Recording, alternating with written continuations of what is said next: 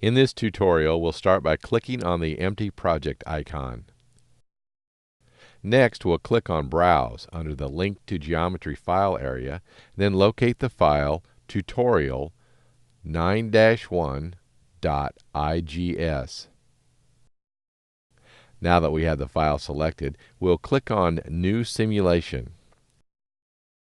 We now need to change the material by first clicking on Part 1 in the Outline window, then selecting Material in the Detail View window, followed by clicking on the Import option, and then finally selecting Aluminum Alloy.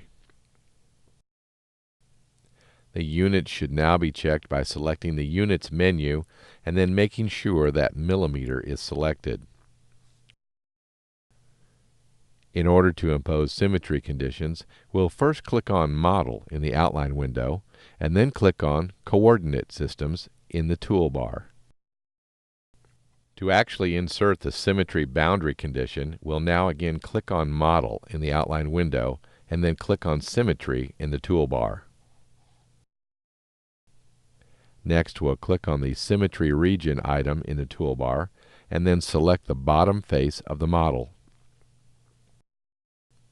In the Details View area, we'll now click on No Selection and then click Apply. We need to now change the Symmetry Normal parameter to be the y-axis in order to complete the definition of the symmetry condition. The next step is to insert a static structural analysis environment by selecting this option.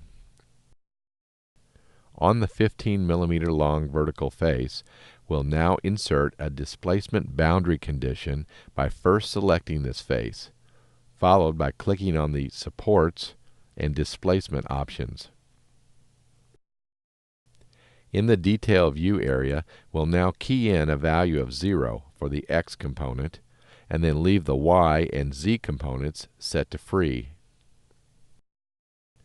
The final boundary condition is defined by selecting the bottom edge and then selecting the Supports option, followed by Fixed Support. In order to impose the force on the model, we'll first select the short vertical face, followed by clicking on Loads, and then select the Force option. In the Details View area, we'll change Define By to Components, and then enter 1000 for the X component of the force. We can now click on Static Structural in the Outline window in order to display both our loads and boundary conditions.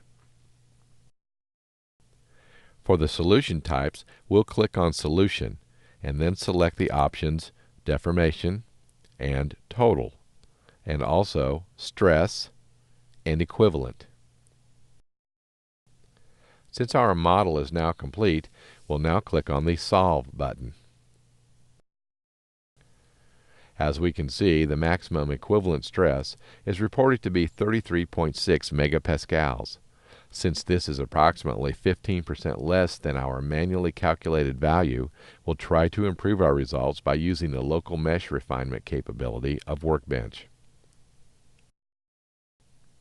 We'll start the refinement process by first duplicating the model in the Outline window, and then under Model 2, we'll click the right mouse button on Mesh and then select Insert and Refinement. Next, we'll select the edge at the base of the fillet, and then in the Details window pane, change the refinement value to be equal to 2, followed by clicking on Apply. To view the refined mesh, we'll now click the right mouse button on Mesh in the Outline window, and then select the option Generate Mesh. We can view the mesh of both of our models in a split-screen mode by first clicking on the Viewport icon and then selecting the Horizontal Viewports option.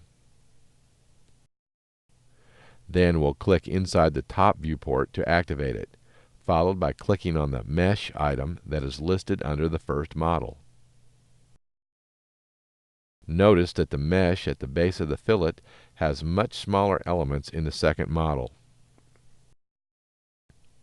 We'll now click on the viewport icon in the toolbar and select one viewport to restore the graphics window to its previous state. In order to now calculate results for our second model, we'll make sure that Model 2 is selected in the outline window, followed by clicking on the Solve button. As we can see, the results of Model 2 show a stress of 39.1 megapascals, which is just a little more than 1% different than our hand calculation.